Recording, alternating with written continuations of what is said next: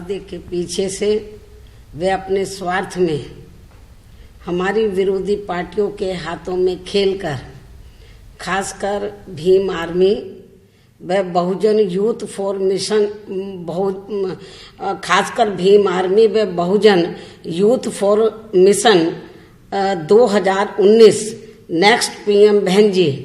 आदि जैसे अनेकों और नामों से बनवाए गए इन स्वार्थी, बिकाऊ व बीएसपी विरोधी संगठनों को चलाने वाले ये लोग अपने प्रोग्राम को करने व उसमें भीड़ को जुटाने के लिए विशेषकर दलित बस्तियों में जाकर हमारी पार्टी के भोले भाले लोगों को ये कहकर वे उसकी आड़ में अपनी रोटी रोजी का धंधा चला रहे हैं कि हम लोग बहन जी को देश का पीएम बनाएंगे, जिसके लिए इन्हें हमारे प्रोग्राम में ज़्यादा से ज़्यादा संख्या में शामिल होकर अपनी ताकत को दिखाना होगा। और इतना ही नहीं बल्कि कुछ बने संगठनों के लोग तो ये कहकर अपनी रोटी रोजी का धंधा चला रहे हैं कि हमारे बने संगठन केवल बीएसपी व बहनजी को ही मजबूत बनाने के लिए कार्य कर रहे हैं। इस प्रकार से इन संगठनों के लोग हमारे भोले भाले लोगों की भावनाओं के साथ खेलकर व इसकी आड़ में अपने संगठनों को चलाने व प्रोग्राम आदि को करने के लिए उनसे काफी चंदा भी इकट्ठा कर रहे हैं तथा अपने प्रोग्राम में थोड़ी बहुत भीड़ भी जुटाने की पूरी कोशिश में लगे रहते हैं या करते रहते हैं, ताकि हमारे भोले भाले लोगों के साथ साथ विरोधी पार्टियों के जरिए भी इनका अपना स्वार्थ सिद्ध होता रहे। और इतना ही नहीं बल्कि हमारी विरोधी पार्टियों के हाथों में खेलकर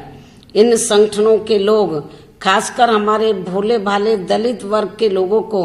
अपर कास्ट समाज के खिलाफ भी करने के लिए अपने मंच से अपर कास्ट समाज के विरोध में काफी नफरत फैलाने वाली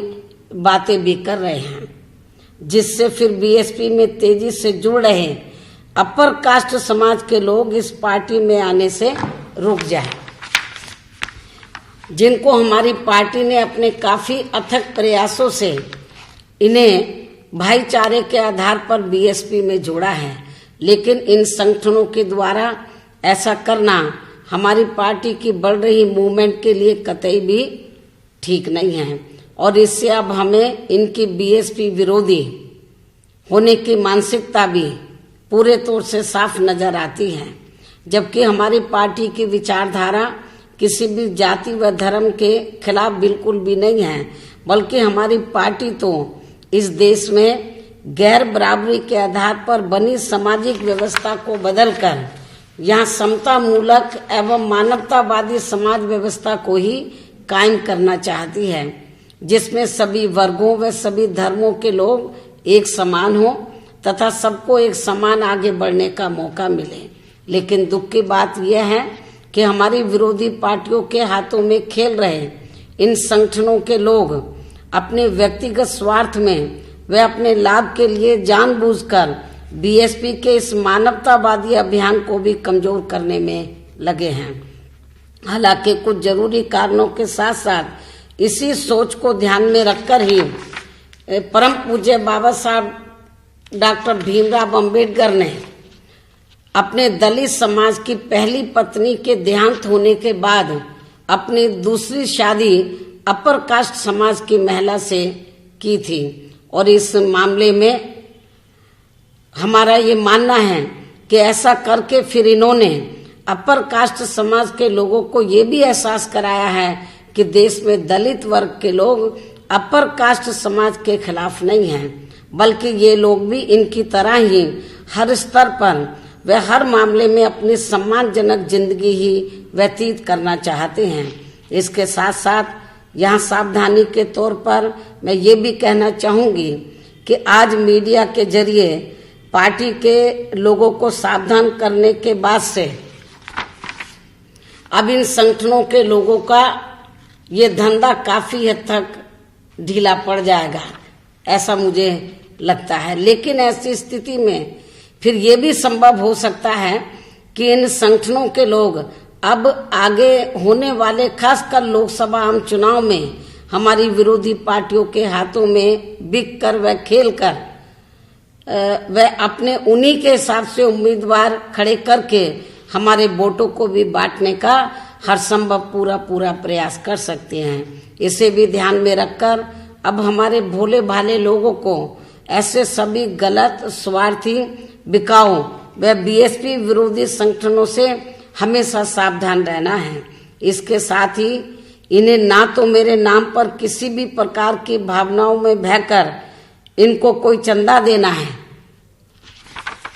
तथा ना ही इन्हें इनके किसी भी प्रोग्राम आदि में शामिल होकर इनके ऐसे गलत कार्यों को करने के लिए इनका हौसला बढ़ाना है तथा ना ही इन संगठनों द्वारा आगे चुनाव में खड़े किए जाने वाले इनके उम्मीदवारों को भी अपना वोट देकर बिल्कुल भी खराब नहीं करना है। और वैसे भी इस किस्म के संगठनों को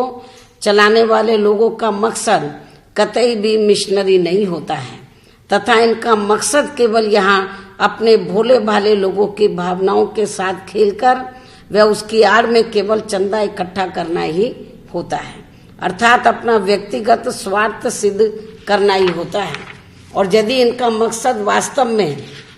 सही व ईमानदार होता तो तब फिर ये लोग अपना कोई भी अलग से संगठन आदि नहीं चलाते, बल्कि इसके स्थान पर फिर ये लोग सीधा बीएसपी से ही जुड़कर अपनी इस पार्टी को ही मजबूत बनाते। लेकिन ऐसा इन्होंने नहीं किया। जिन इन खास बातों को ध्यान में रखकर ही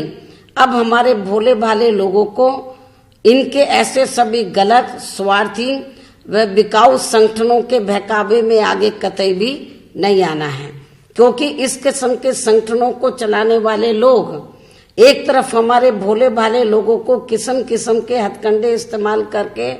उन्हें लूटते हैं व गुमराह करते हैं, तो वहीं दूसरी तरफ हमारी विरोधी पार्टियों के भी हाथों में खेलकर अपनी खुद की पार्टी को भी नुकसान पहुंचाते हैं। इसके अलावा जहां तक बीएसपी में खासकर अपने युवा वर्ग को जोड़ने के लिए अपना अलग से कोई भी फ्रंट ना बनाने का सवाल है, जिसकी हमारी पार्टी को इसलिए जरूरत नहीं है क्योंकि इसके लिए हमारी पार्टी ने अपने हर स्तर के संगठन में 50% पदाधिकारी केवल युवा वर्ग को ही रखने के लिए जरूरी दिशा निर्देश दिए हुए हैं, जो फिर ये युवा लोग पार्टी संगठन में दी गई